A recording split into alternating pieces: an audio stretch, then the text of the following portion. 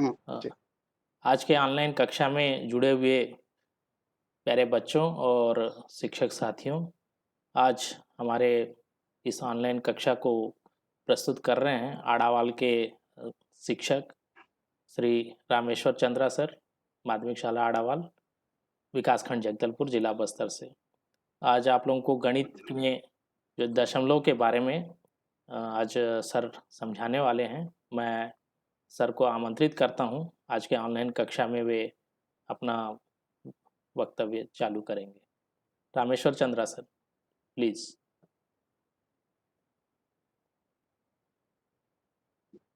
धन्यवाद सर जी। मैं रामेश्वर प्रसाद चंद्रा आज की ऑनलाइन क्लास में जुड़े विद्यार्थियों एवं शिक्षकों का हार्दिक स्वागत करता हूं। मैं इस कार्यक्रम के होस्ट श्री GRK सर का विशेष आभारी रहूंगा। उन्होंने अपना अमूल्य समय मुझे प्रदान किया है और सभी के लिए। आज का विषय है गणित। गणित में दशमलव भाग 1। दशमलव को हमने 3 भागों में लिया है। भाग 1, इसमें कक्षा 6वीं से 10वीं तक के विद्यार्थी लाभान्वित हो सकते हैं। तो आज का क्लास हम शुरू करते हैं। आज हम देखेंगे दशमलव क्या है, दशमलव क्यों लगाया जाता है, दशमलव कहाँ लगाया जाता है, दशमलव की उपयोगिता कहाँ कहाँ पर होता है, इस पर हम प्रकाश डालेंगे। भाग 2 के अंतर्गत हम दशमलव के जो संक्रियाएं हैं, धन, ऋण, गुणा, भाग, इस पर हम विशेष तौर से विस्तार से चर्चा करेंगे। उसके बाद जो तीसरी कड़ी होगी दशमलव भाग 3, उसमें दशमलव के प्रकार पर हम प्रकाश डालेंगे। तो मैं पुनः आप सभी का स्वागत करते हुए मैं स्क्रीन शेयर कर रहा हूं। सभी को स्क्रीन दिखाई दे रहा होगा। दिख रही है, सर जी? दिख रही है जी। जी सर। तो हम आज का क्लास शुरू करते हैं। सबसे पहले हम देखते हैं कि दशमलव क्या है। हम देखते हैं कि स्थानीय मान सारणी में इकाई, दहाई, सैकड़ा, हजार, 10,000, लाख, इस प्रकार से हम दाएं से बाएं की ओर जाते हैं। जब हम दाएं से बाएं की ओर जाते हैं तो स्थानीय मान 10-10 गुना बढ़ता जाता है। जैसे हम इकाई से दहाई में गए तो 10 गुना हो जाता है, दहाई से सैकड़ा में गए तो फिर 10 गुना, सैकड़ा से हजार में गए तो फिर 10 गुना। इस प्रकार से हम राइट से लेफ्ट में जाते हैं, यानी दाएं से बाएं की ओर जाते हैं तो 10-10 गुना बढ़ता जाता है। विचार करते हैं कि इकाई के हम बाएं तरफ जाते हैं तो 10-10 गुना बढ़ता जाता है। अब हम इकाई के बाईं ओर जाएं तो क्या होगा? तो अब विचार कीजिए कि भाई हम दाईं से बाईं ओर जा रहे हैं तो 10-10 गुना कम हो रहा है। 10-10 गुना कम हो रहा है। जैसे सैकड़ा से हम दहाई में आए तो 10 गुना कम, यानी 100 से हम 10 में आ गए। फिर हम दहाई से इकाई में आए, यानी हम लेफ्ट से राइट जा रहे हैं तो क्या हो रहा है? 10-10 गुना कम हो रहा है। दहाई से हम इकाई में आएंगे तो हम 1 में पहुंच जाते हैं। 10 से हम दहाई में थे तो 10 में थे, इकाई में हम आते हैं तो 1 में आ जाते हैं, यानी हम 1/10 गुना हम में आ गए। तो इस प्रकार से हम बाईं से दाईं जाते हैं तो 1/10-10 गुना होता जाता है, और दाईं से बाईं ओर जाते हैं तो 10-10 गुना बढ़ता जाता है। तो अब हम विचार करते हैं कि इकाई से हम दाईं ओर हम जाएं तो क्या होगा? तो जैसे मैं बताया 1/10 गुना हो जाएगा। तो 1/10 गुना का मतलब हुआ कि कोई एक इकाई है और एक इकाई को हम 10 भागों में विभाजित कर देते हैं। जैसे कि आप लोग चित्र में देख पा रहे होंगे, यहाँ पर पूरा एक इकाई है और इस इकाई को हमने 10 भागों में बांटा है। तो 1 2 3 4 5 6 7 8 9 10 10 भाग में हम एक भाग लेते हैं तो वो हो जाता है 1/10। और जहां पर 1/10 आता है वहीं पर फिर पॉइंट लग जाता है जिसको हम दशमलव कहते हैं। तो 1/10 का मतलब होता है 0.1। जो दशमलव है वो 10 पर आधारित है, यानी एक को हमने 10 भागों में बांटा और 10 भागों में बांटने के बाद एक भाग लिया तो 1/10 हुआ और उसी को हम बोलते हैं 0.1। यहीं पर हम हमारा जो दशमलव है वो इंट्रोड्यूस होता है, यहीं पर दशमलव का परिचय यहीं से शुरुआत होता है। अब हम देखते हैं कि एक इकाई है, जैसे आप नीचे के चित्र में देख पा रहे हैं, एक इकाई है। इस इकाई को हमने क्या किया है, 100 भागों में बांटा है। तो 100 भागों में हम एक भाग लेंगे तो इसका मतलब हुआ 1/100। तो 1/100 का क्या अर्थ है, 0.01। नीचे में 2 शून्य आ गया तो दाईं ओर से 2 संख्या बाद अब दशमलव लगेगा। जैसे 1/10 था तो 1 शून्य था, 10 में 1 शून्य है, तो दाईं ओर से एक अंक के बाद दशमलव लगा, यानी 1 के बाद दशमलव लगा और इकाई में तो शून्य है। इस प्रकार से हम दशमलव लगाते जाते हैं। अब हम देखेंगे अगले पेज में कि 100 हमने लिया, जैसे पिछले वाला चित्र में जो आप देखे थे कि एक इकाई को हमने 100 भागों में बांटा और 100 में एक लिया तो 1/100 हुआ। तो 1/100 में 2 शून्य है, इसका मतलब हुआ कि 0.01, यानी दाईं ओर से देखिए, दाईं ओर से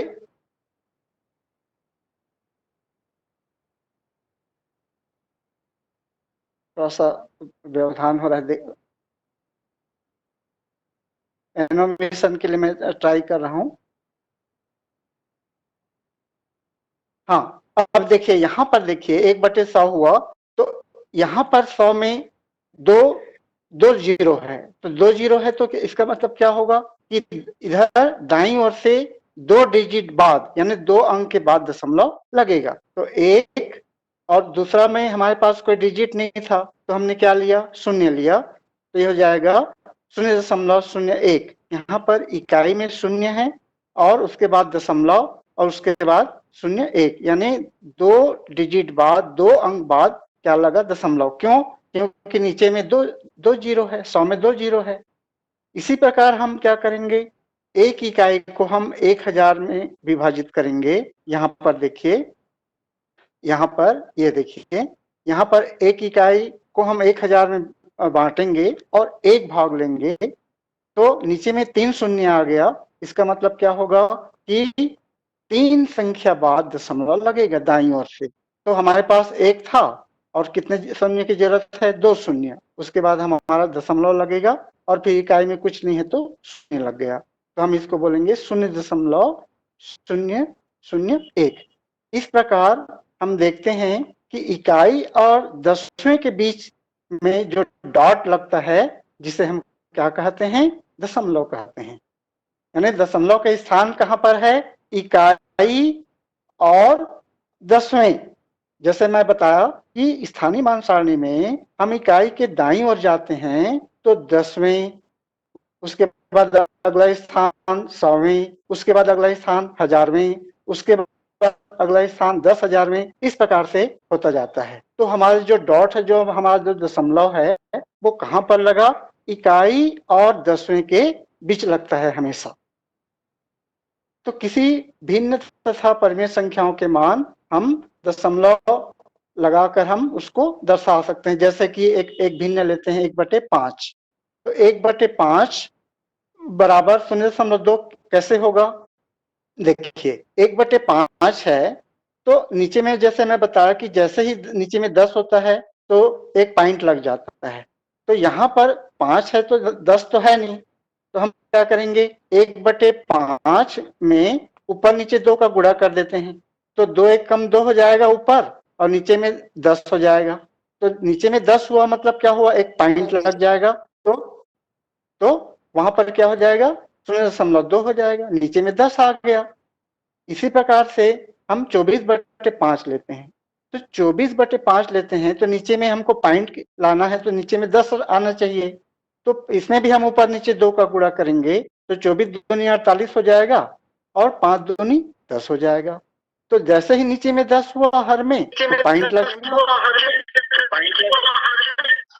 तो किसी का आवाज आ रहा है, कोई शोर कर रहे हैं, देखिए प्लीज म्यूट हो जाइए। तो अब मैं बता रहा था कि 2 का हम ऊपर नीचे गुणा करते हैं, तो अब यहाँ पर क्या होगा कि 24 दूनी 48 और 5 दूनी 10 आ जाएगा। तो अब नीचे में 10 आया तो मतलब एक संख्या बाद दशमलव लगेगा। तो दाईं ओर से हम देखते हैं कि 8 एक अंक हो गया, 8 के बाद हमारा पॉइंट लग जाएगा। इस प्रकार से 24/5 का मतलब क्या हो जाएगा, 4.8। अब हम देखते हैं 0.2 का क्या अभिप्राय है। तो इसको हम स्थानीय मान के आधार पर हम समझते हैं कि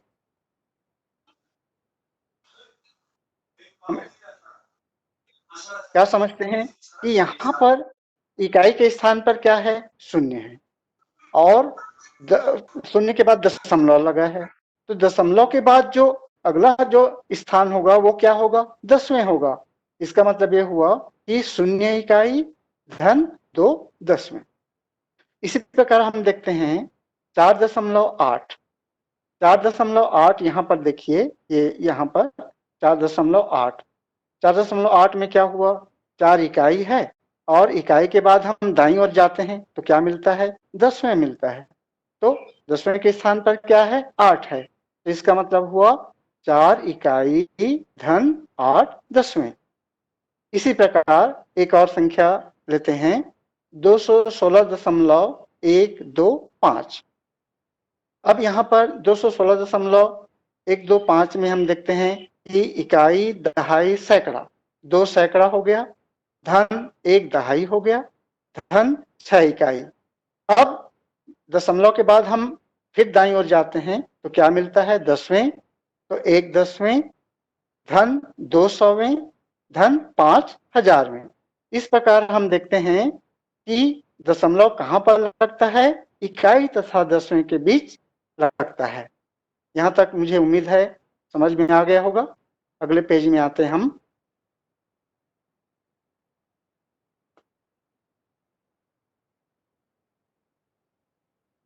अब यहाँ पर देखिए दशमलव कहाँ पर लगा, ये तो हमको मालूम हो गया कि इकाई और 10वें के बीच में दशमलव लगता है। और अब हम देखते हैं कि भाई दशमलव हम क्यों लगाते हैं। हमको समझ में आ गया कि दशमलव क्या है।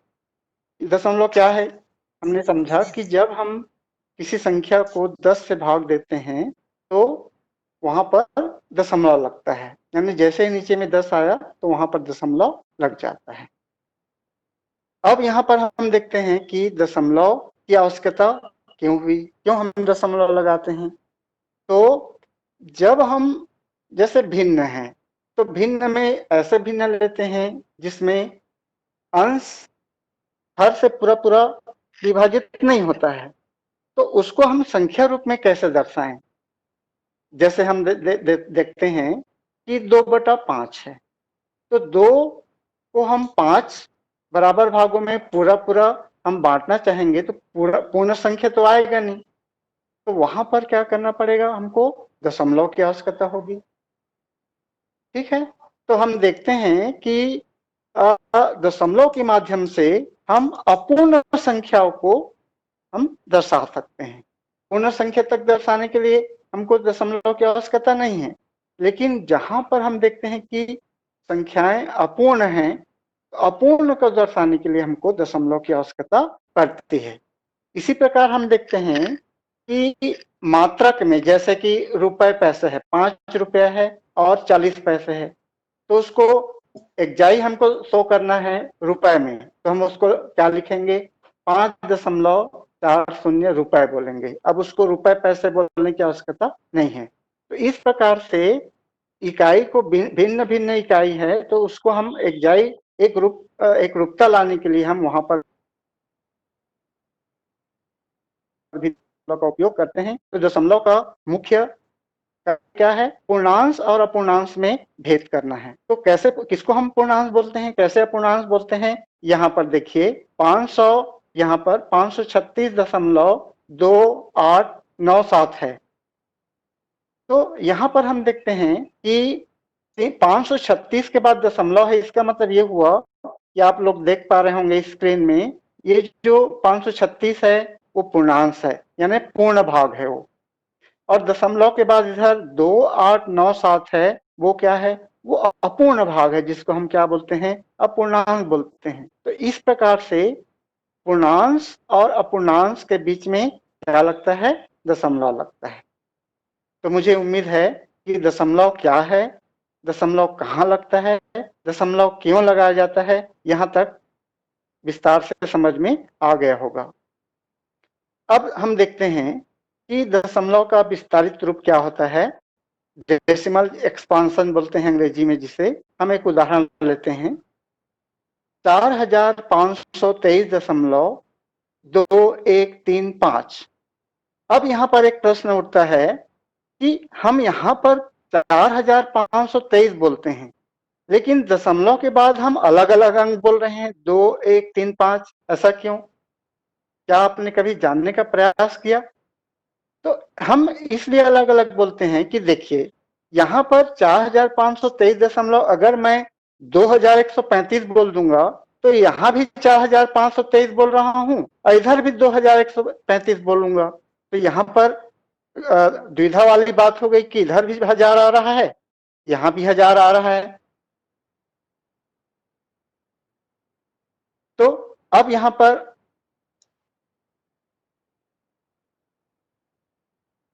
पर देखते हैं कि 1000 दो बार तो नहीं आएगा, क्योंकि यहाँ पर जो स्थानीय मान है वो 10वें, 100वें, 1000वें, 10,000वें होता है, अलग अलग स्थानीय मान है। इसके लिए हमको क्या करना पड़ता है, अलग अलग हमको डिजिट वाइज बोलना पड़ता है। इसका मतलब ये हुआ 4523 हम इसको क्या बोलेंगे, 2 1 3 5। अभी इसके विस्तारित रूप पर हम चर्चा करते हैं। 4 यहाँ पर देखते हैं कि 1000 के स्थान पर है, तो हम इसको बोलेंगे 4000। धन 5 कहाँ पर है, सैकड़ा के स्थान पर है, तो हम इसको बोलेंगे 5 सैकड़ा। अब हम देखते हैं कि 2 कहाँ पर है, दहाई के स्थान पर है, तो धन 2 दहाई। अब हम देखते हैं कि 3 कहाँ पर है, 3 इकाई के स्थान पर है। कोई हल्ला कर रहे हैं, प्लीज आप म्यूट हो जाइए, हो जाएगा जी जी, पूरा क्लास खराब हो जाएगा, प्लीज म्यूट रहिए। तो यहाँ पर हम देखते हैं कि 3 इकाई के स्थान पर है, तो 3 इकाई हो गया। अब उसके बाद दशमलव है, तो जैसा मैं बताया था, जैसे ही हम दशमलव के राइट साइड में यानी दाईं ओर जाते हैं तो 10वें आ जाता है, तो 10वें के स्थान पर क्या है, 2 है, तो ये 2 10वें हो गया। अब हम देखते हैं कि 100वें के स्थान पर क्या है, 1 है, तो 100वें हो गया। अब 1000वें के स्थान पर क्या है, 3, तो 3000वें हो गया। फिर 10,000वें के स्थान पर क्या है, 5, तो ये 5 10,000वें हो गया। अब इसको हम आगे बढ़ाते हैं, तो 4000 है, तो 4 लिखकर 3 शून्य रखना पड़ेगा।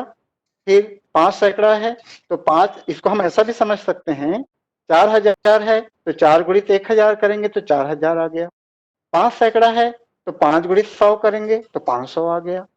2 दहाई है तो 2 गुणित 10 करेंगे तो 20 आ गया।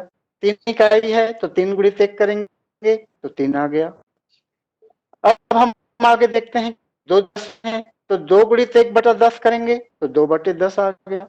फिर 100वें हैं तो धन 1 हम 100 करेंगे। 3000वें हैं तो हम 3/1000 करेंगे, यानी 3 गुणित 1/1000 करेंगे तो वो हो जाएगा 3/1000। धन 5 10,000वें हैं तो 5 गुणित 1/10,000 करेंगे तो वो हो जाएगा 5/10,000। तो हमको क्या क्या मिल गया, 4000, हमको 4000 धन 500 धन 20 धन 3 धन। अब यहाँ पर देखिए हम दशमलव लगा रहे हैं, 2/10 है जैसे मैं बताया हूँ, जैसे ही नीचे में 10 आता है तो पॉइंट लग जाता है, तो 0.2 हो जाएगा, यानी 2 के बाद दशमलव लगेगा। धन 1/100 है, तो अब यहाँ पर नीचे में 2 शून्य है, तो दाईं ओर से 2 डिजिट बाद दशमलव लगेगा, यानी 2 अंक के बाद लगेगा, तो एक हमारे पास ऑलरेडी है और एक हमको और अंक चाहिए, तो हम एक शून्य ले लेंगे, उसके बाद दशमलव लगाएंगे, तो दशमलव के बाद कितने अंक हो गए? 0 और 1, 2 अंक हो गए, क्योंकि नीचे में 2 जीरो था। इसी प्रकार हम आगे बढ़ते हैं, 3/1000 है, तो 1000 में 3 शून्य है, तो दाईं ओर से 3 शून्य बाद दशमलव लगेगा, तो ये हो जाएगा, 3 तो ऑलरेडी हमारे पास है, 2 ठो और डिजिट चाहिए, तो 2 ठो और जीरो लगा दिए, तो इस प्रकार से हमको क्या मिल गया? 0.003 मिल गया। आगे बढ़ते हैं, 5/10,000 है, तो 10,000 में 4 शून्य है नीचे में, तो इसका मतलब होगा कि ऊपर में दाईं ओर से 4 डिजिट बाद, यानी 4 अंक के बाद दशमलव लगेगा, तो वो हो जाएगा, 5 तो ऑलरेडी हमारे पास है, 3 जीरो और लगेगा, हो जाएगा 3 जीरो और 1 तो 5, यानी 4 डिजिट हो गया। 4 डिजिट के बाद क्या लगेगा? पॉइंट लगेगा। इस प्रकार से 5/10,000 का मान हो जाएगा 0.005। इस प्रकार हम देखते हैं कि किसी भिन्न के हर में 10 हो तो दाईं ओर से एक अंक बाद दशमलव लगाया जाता है। अगर हर में 100 हो तो दाईं ओर से 2 अंक के बाद दशमलव लगाया जाता है। इसी प्रकार अगर हर में 1000 हो तो दाईं ओर से 3 अंक के बाद दशमलव लगाया जाता है, और यही क्रम आगे बढ़ता जाता है। चलिए अगले पेज में चलते हैं। अब अभी तक हमने क्या क्या देखा कि दशमलव क्या है, दशमलव क्यों लगाया जाता है, दशमलव की आवश्यकता क्यों पड़ती है। उसके बाद हमने देखा कि दशमलव कहाँ पर लगाया जाता है, और दशमलव का हमने विस्तारित रूप देखा। अब हम आगे बढ़ते हैं। अब देखेंगे दशमलव को क्या हम संख्या रेखा के माध्यम से समझ सकते हैं। जी हाँ, दशमलव को हम संख्या रेखा में से दर्शा सकते हैं। चलिए हम एक उदाहरण लेते हैं। यहाँ पर आप देख पा रहे होंगे,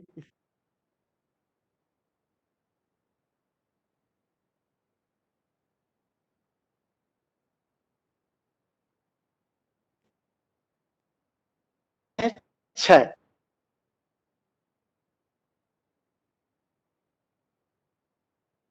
अब यहाँ पर देखिए 0.6 में क्या हो रहा है, इसको संख्या रेखा के माध्यम से हमको दर्शाना है। तो यहाँ पर हम क्या देख रहे हैं कि इकाई में क्या है? 0 है, और दसवें में क्या है? 6 है। तो इकाई में 0 है, मतलब हमारा जो पूर्ण है, पूर्णांश है, वो 0 है, और अपूर्णांश क्या है? 6 है। आप देख पा रहे होंगे। तो पूर्णांश जो है 0 है, इसका मतलब 0 के अगला जो पूर्णांश होगा, अगला जो पूर्णांक होगा वो 1 होगा। तो इसका मतलब क्या होगा कि 0.6 जो है 0 और 1 के बीच में स्थित होगा। तो उसके लिए हम क्या करेंगे, जब भी हम जब भी हम जो हमारी जो संख्या है वो किसके बीच में स्थित होगा, उसको जानने के लिए क्या करते हैं, हम पूर्णांश को देखते हैं। पूर्णांश देखते हैं कि भाई पूर्णांश में मान लीजिए 1 है, तो जो संख्या होगा वो 1 और 2 के बीच में स्थित होगा। अगर पूर्णांश में 2 है तो जो संख्या होगा वो 2 और 3 के बीच में स्थित होगा। अगर पूर्णांश 10 है तो जो संख्या होगा वो 10 और 11 के बीच में स्थित होगा। इसको आप लोग ध्यान रखिएगा। तो यहाँ पर हम देखते हैं कि पूर्णांश में 0 है, इसका मतलब जो 0.6 होगा वो कहाँ पर स्थित होगा, वो 0 और 1 के बीच में स्थित होगा। अब उसको हम दर्शाएंगे कैसे संख्या रेखा में, तो हम एक संख्या रेखा खींचते हैं, उसमें हम बाईं ओर 0 लेते हैं, और 0 लेकर हम एक इकाई को 10 भागों में बांटते हैं, क्योंकि दशमलव 10 पर आधारित है। एक इकाई को हम 10 भाग में बांटते हैं, और उसके बाद दशमलव के बाद 6 है, तो उस 10 भागों में कितना भाग लेंगे, हम 6 भाग लेंगे। देखिए 1 2 3 4 5 6, तो ये हो जाएगा 0.6। तो 0.6 कहाँ पर आया? शून्य और 1 के बीच में आया। इसी प्रकार हम एक और संख्या लेते हैं 1.5। अब यहाँ पर देखते हैं कि 1.5 के पूर्णांश में क्या है। तो 1.5 के पूर्णांश में 1 है और अपूर्णांश में क्या है, 5 है। तो 1 पूर्णांश में है तो जैसा भी मैं बताया था कि वो संख्या कहाँ पर होगा, 1 और 2 के बीच में होगा, क्योंकि पूर्णांश में 1 था। पहले वाली जो संख्या होगा जो हम लोग लिए थे 0.6 लिए थे, तो 0 था उसका पूर्णांश, तो 0 और 1 के बीच में था। अब हम 1.5 लिए हैं तो पूर्णांश जो है 1 है, तो 1 के अगली पूर्णांश क्या होगा, अगली जो संख्या होगी वो क्या होगी, पूर्ण संख्या 2 होगी। तो 1.5 कहाँ पर होगी, 1 और 2 के बीच में होगी। तो अब हम क्या करेंगे, संख्या रेखा लेंगे और उसमें 2 इकाई लेंगे, 1 और 2। अब चूंकि 2 इकाई यहाँ पर लेना क्यों पड़ा, क्योंकि 1 से ज्यादा है और 2 से कम है, तो 1 और 2 के बीच में लेंगे और प्रत्येक इकाई को हम 10-10 भाग में बांटेंगे। तो इस प्रकार से 1 और 2 के बीच में हम कितने भाग लेंगे, 5 भाग लेंगे। 1.5 है तो इस प्रकार से हमको क्या मिल जाएगा, जो आपको दिख रहा होगा तीर के निशान से, वो हो जाएगा 1.5। तो 1.5 कहाँ पर आया, 1 और 2 के बीच में आ गया। तो इस प्रकार हम किसी भी दशमलव संख्या को संख्या रेखा में दर्शा सकते हैं। तो मुझे उम्मीद है दशमलव को संख्या रेखा में किस प्रकार से दर्शाया जाता है ये पूरा क्लियर हो गया होगा। तो अगला हम टॉपिक में चलते हैं। अब हम अगला पेज में देखते हैं कि दशमलव की तुलना कंपेयरिंग ऑफ डेसिमल। तो दशमलव की तुलना हम कैसे करते हैं। अभी तक हमको समझ में आ गया कि दशमलव कहाँ पर लगता है।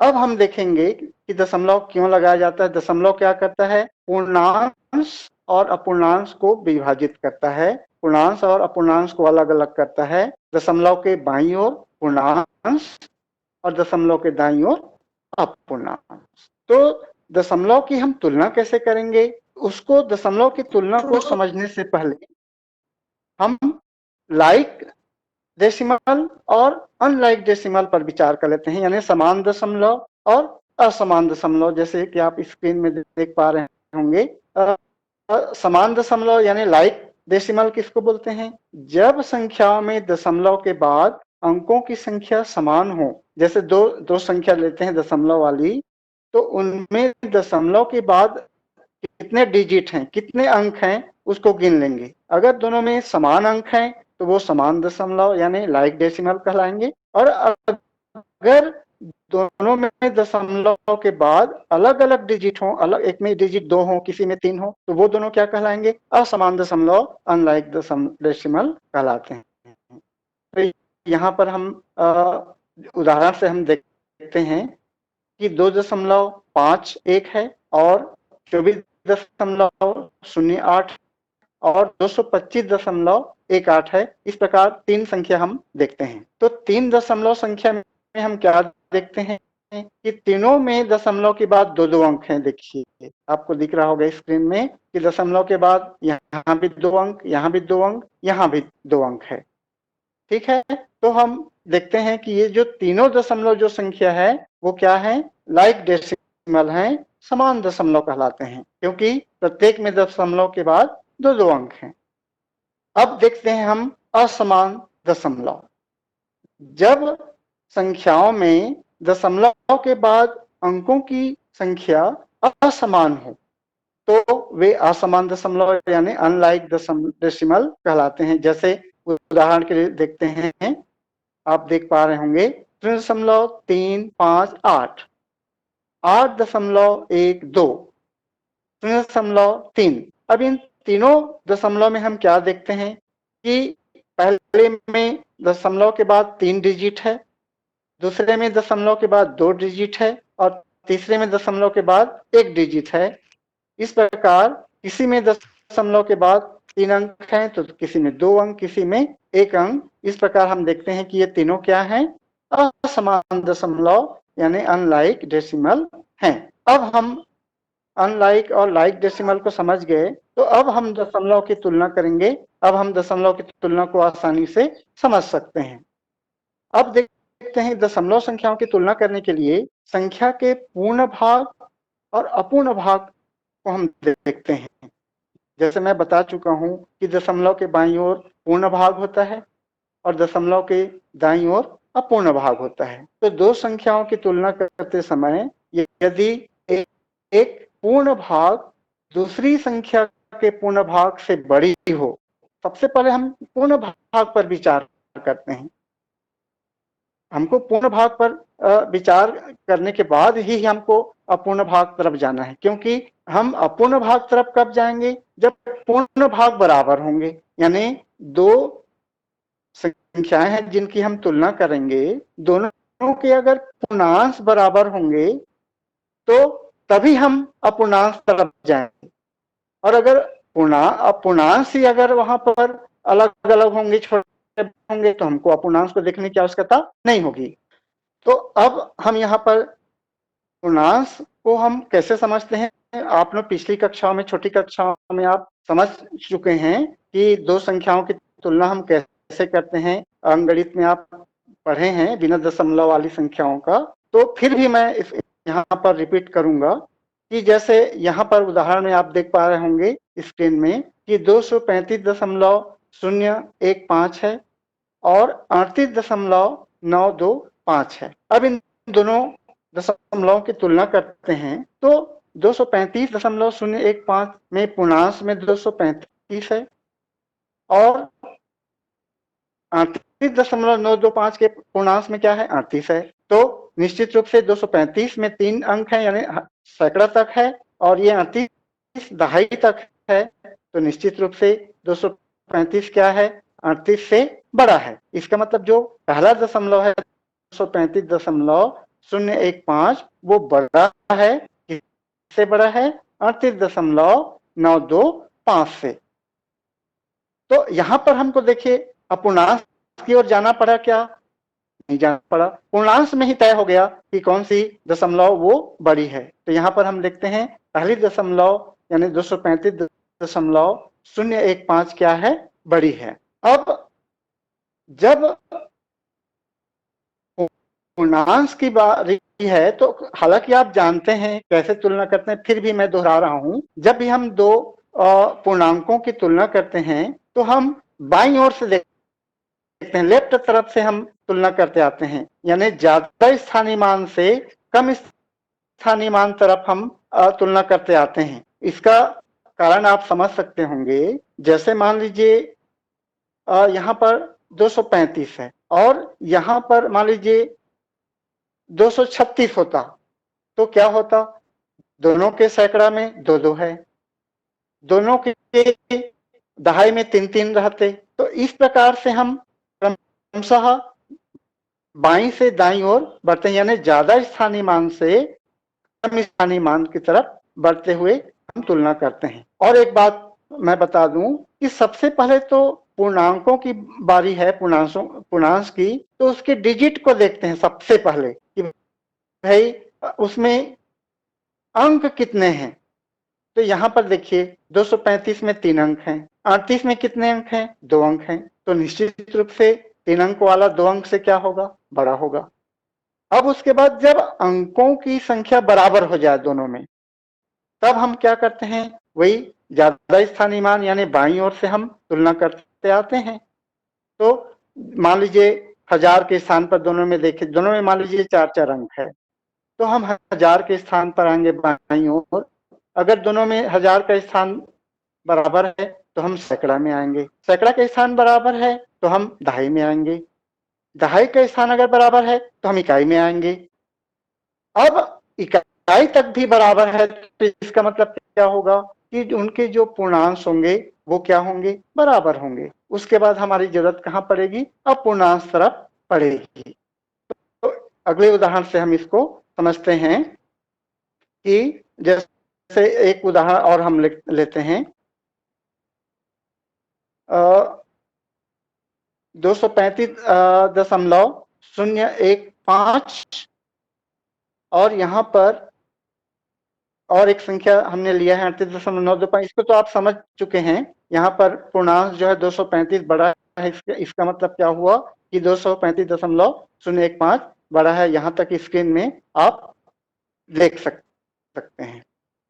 अब यहाँ पर हम देखते हैं कि अपूर्णांकों की तुलना हम कैसे करते हैं। तो आइए अगले पेज में हम आते हैं, अपूर्णांक की तुलना। यहाँ पर मैंने एक और उदाहरण से बताया था कि जैसे यहाँ पर देखिए 8, 5, 7, 5, 6 और 9, 9, 9, 8, ये बहुत सरल उदाहरण है। यहाँ पर देखते हैं कि यहाँ पर जो बाईं ओर की जो संख्या है उसमें 5 डिजिट हैं और दाईं ओर की जो संख्या है उसमें 4 डिजिट हैं। तो निश्चित रूप से 5 डिजिट वाला क्या होगा, बड़ा होगा, क्योंकि वो 10,000 तक जा रहा है।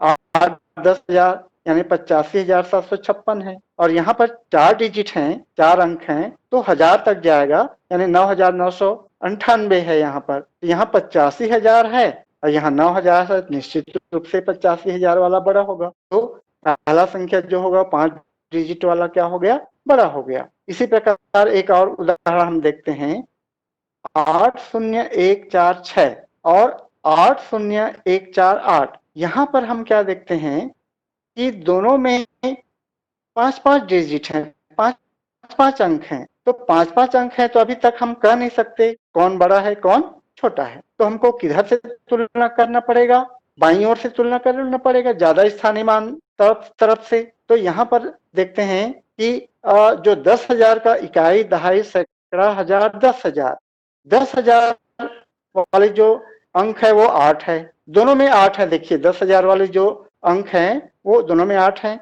इसका मतलब हम अभी तक नहीं कह सकते कौन बड़ा है कौन छोटा है।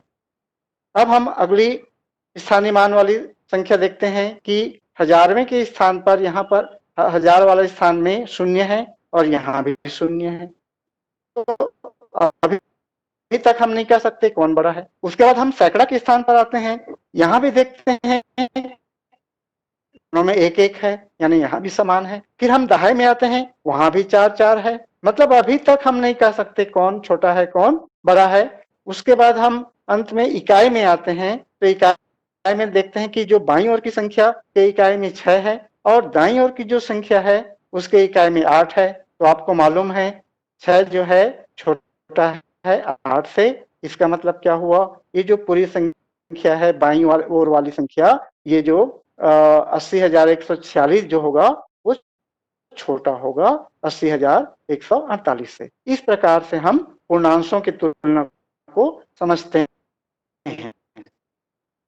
अब पूर्णांकों की तुलना को समझ गए, तो अब हम अपूर्णांक को हम समझते हैं। अपूर्णांकों की तुलना हम कैसे करते हैं, इस पर चर्चा करते हैं। अगले पेज में आइए। अब यहाँ पर देखिए 58.012 है और 58.005 है। अब यहाँ पर देखिए कि दोनों के जो पूर्णांक है, जो पूर्ण भाग है वो बराबर है। यहाँ भी 58 है, यहाँ भी 58 है। तो हमको क्या करना पड़ेगा, अभी तक हम कह नहीं सकते कौन छोटा है कौन बड़ा है। अब हम क्या देखते हैं, अपूर्णांक वाला भाग देखते हैं। अपूर्णांक वाले भाग में है क्या क्या देखते हैं कि यहाँ पर अपूर्णांक में 0,1,2 है और यहाँ 0,0,5 है। तो हमको क्या करना पड़ेगा, दशमलव के बाईं ओर से दाईं ओर जाना पड़ेगा तुलना करते करते, यानी बड़े स्थानीय मान से छोटे तरफ जाना पड़ेगा। तो दशमलव के जो पहले जो डिजिट है वो उसका स्थानीय मान उसके अगले डिजिट से ज्यादा है, ठीक है, क्योंकि वो पहली संख्या का स्थानीय मान 0.10वें है और दूसरी अंक जो स्थानीय मान है वो 0.100वें है। तो 10वें जो है 100वें से बड़ा होता है। किसी चीज को आप 10 भाग में बांटिए और किसी चीज को आप 100 भाग में बांटिए, किसमें बड़ा मिलेगा, 10 भाग वाला बड़ा होगा। तो इस प्रकार से हम बाईं ओर से तुलना करते हैं। तो दशमलव के बाद यहाँ पर 10वें के स्थान पर 0 है और यहाँ पर भी 10वें के स्थान पर क्या है, 0 है। तो अभी तक हम कह नहीं सकते कौन छोटा है। उसके बाद हम अगले 100वें के स्थान पर देखते हैं 1 है और यहाँ पर क्या है, 0 है। अब हम देखते हैं कि 1 जो है बड़ा है 0 से। इसका मतलब क्या होगा कि जो पहली बाईं ओर की जो संख्या है 58.0 012 वो क्या है, बड़ा है 58.005 से। ये आप समझ गए होंगे। इस प्रकार से हम दशमलवों की तुलना हम करते हैं। अब इसमें और उदाहरण से इसको समझते हैं और क्लियर हो जाएगा। अब यहाँ पर देखिए एक और अंक लेते हैं 500, एक और संख्या है 508.99 और 111.108। अब यहाँ पर देखिए कि दोनों के पहले पूर्ण भाग को देखेंगे तो पूर्ण भाग को हम क्या देखते हैं कि यहाँ 508 है और यहाँ 111 है, तो निश्चित रूप से 508 क्या है, बड़ा है 111 से। तो हमको अपूर्णांश तरफ जाना पड़ा क्या, नहीं, अपूर्णांश तरफ जाने की आवश्यकता नहीं पड़ी। तो इसका मतलब क्या हुआ, 508.99 बड़ा है 111.108 से, यानी यहाँ पर पूर्णांश से ही तय हो गया कौन बड़ा है कौन छोटा है। और एक उदाहरण देखिए 5506.58 और 999.5842। अब यहाँ पर हम क्या देखते हैं कि भाई पूर्णांश में यहाँ पर बाईं ओर की जो संख्या है उसमें 4 डिजिट हैं, 4 अंक हैं, और दाईं ओर की जो संख्या है उसमें 3 डिजिट है। तो हमको एक ही नजर में समझ में आ गया कि 5506 क्या है, बड़ा है 999 से, मतलब हमको अपूर्णांश तरफ जाने की आवश्यकता नहीं पड़ी। हमको समझ में आ गया कि 5506.58 क्या है, बड़ा है। किससे बड़ा है, 999.5842 से। अब हम एक और संख्या लेते हैं, एक और उदाहरण 215.9 और 215.1875। अब यहाँ पर देखिए कि दोनों के जो पूर्णांश है यानी जो पूर्ण भाग हैं वो बराबर हैं। लेफ्ट में भी 215 है, राइट में भी 215 है। तो अभी तक हम कह नहीं सकते कौन छोटा है कौन बड़ा है। अब हम देखते हैं कि दशमलव के बाद बाईं ओर की जो संख्या है उसमें 1 अंक है और दाईं ओर की जो संख्या है उसमें 4 अंक है। तो शुरू में मैं आप लोगों को बताया था समान दशमलव असमान दशमलव, लाइक डेसिमल अनलाइक डेसिमल, उसके आधार पर हम क्या कर लेते हैं, दशमलव के बाद जो डिजिट्स हैं, जो अंक हैं, उसको बराबर कर लेते हैं। आप नीचे देख रहे होंगे कि 215 में के बाद एक ही डिजिट था 9, तो हमने क्या किया, इधर 4 डिजिट था, हमने भी 3 शून्य लगा दिया, तो ये लाइक डेसिमल बन गए दोनों, यानी समान दशमलव बन गए। यहाँ भी दशमलव के बाद 4 अंक आ गए, यहाँ भी दशमलव के बाद 4 अंक आ गए। अब हम आसानी से क्या कर सकते हैं, कंपेयर कर सकते हैं। तो कैसे कंपेयर करेंगे, दोनों के पूर्ण भाग यानी पूर्णांश तो बराबर हो गए। अब पूर्णांश हम सबसे पहले 10वें स्थान पर आएंगे क्योंकि हमको बाईं से दाईं ओर जाना है। तो यहाँ पर पूर्णांश में अपूर्णांश में पहला स्थान है 10वें का जिसमें 9 है, और जो दाईं ओर की संख्या के जो पहला अंक है वो है 1, यानी यहाँ पर 9 10वें हैं और यहाँ पर 1 10वें हैं। तो कौन बड़ा है भाई, 9 बड़ा है, 9 10वें बड़ा है। इसका मतलब क्या हुआ, और आगे की जाने की आवश्यकता है क्या, नहीं। हमको 10वें वाले स्थान से ही पता चल गया कि जो बाईं ओर की संख्या है वो क्या है, बड़ा है, यानी 215.900 बड़ा है 215.1875। यहाँ पर छोटे बच्चे जो 6वीं के बच्चे जुड़े होंगे, 6वीं 7वीं के, उनको मैं कहना चाहूंगा कि यहाँ पर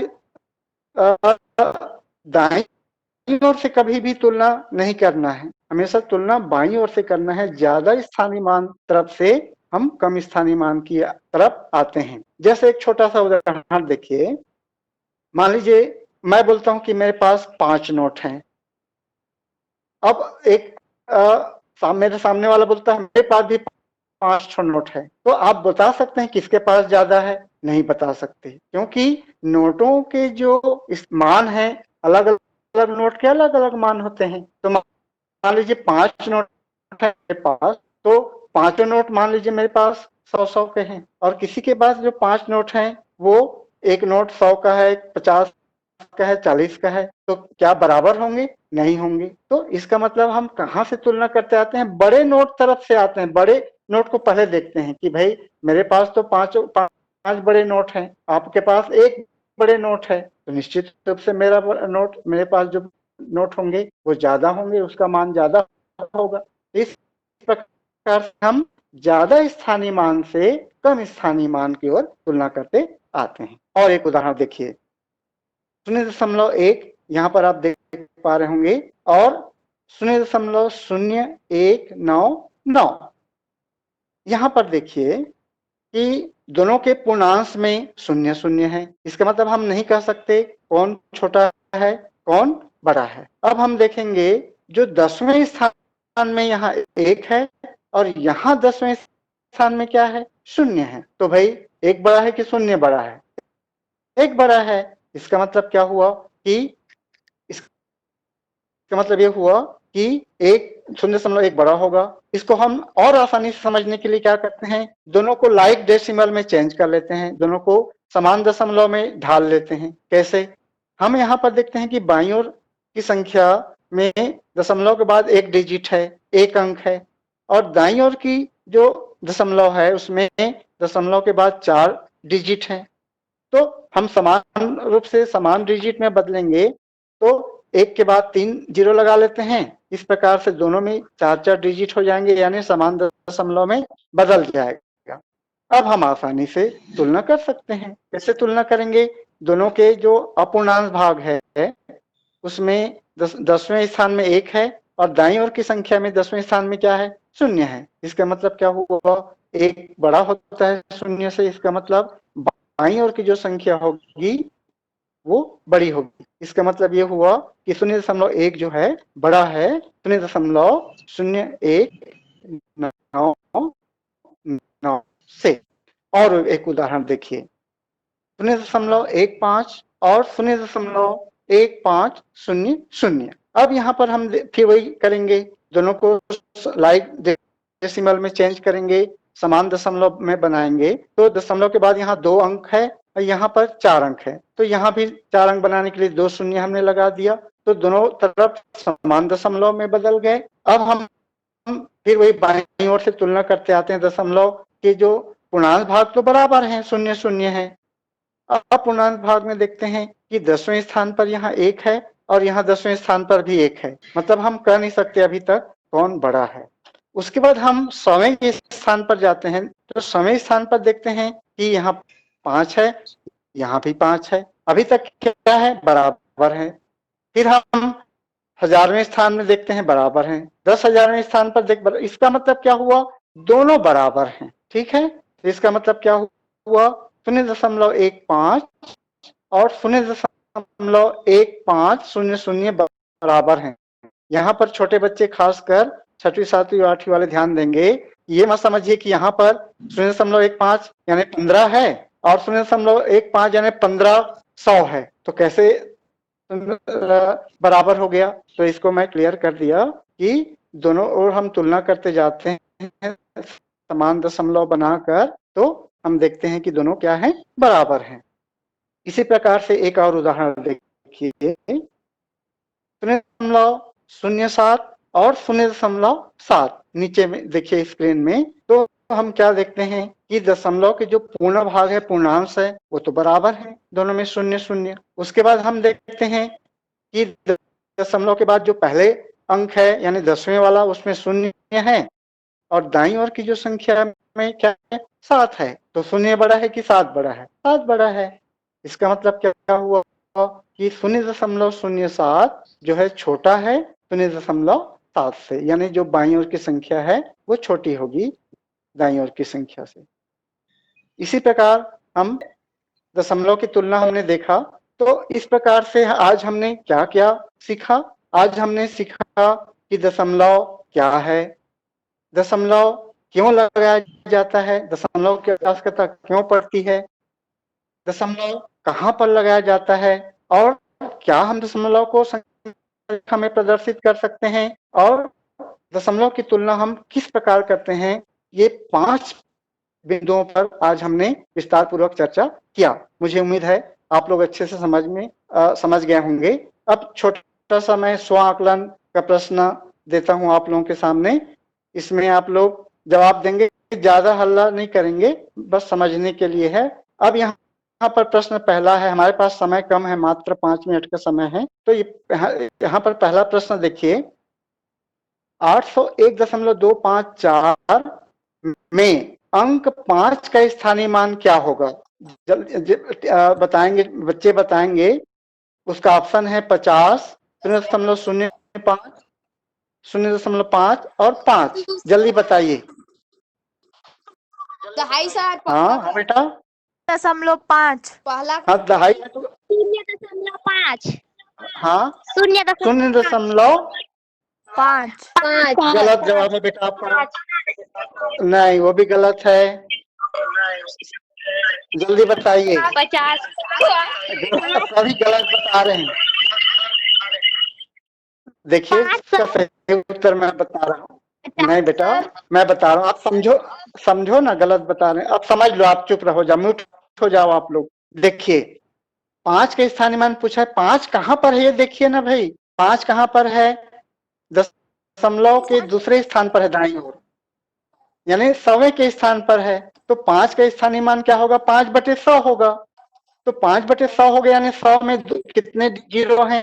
2 जीरो हैं। तो दाईं ओर से 2 जीरो बाद दशमलव लगेगा, तो एक यहाँ पर 5 हो गया और एक तो जीरो लगाना पड़ेगा, यानी हमारा सही उत्तर क्या होगा? 0.05, यानी दूसरा वाला जो ऑप्शन आपको दिख रहा है ना, वो सही जवाब है इसका। यानी 5 का स्थानीय मान क्या होगा? 0.05 होगा। क्लियर हो गया ये वाला? ये सही जवाब है। अब प्रश्न दूसरा देखिए, संख्या रेखा में 1.888 कहां पर आएगा? 1 और 8 के बीच में, कि 8 और 9 के बीच में, एक और 1 और 2 के बीच में, 1 और 8 के बीच में, 1 और 8 के बीच में, 1 और 8 के बीच में।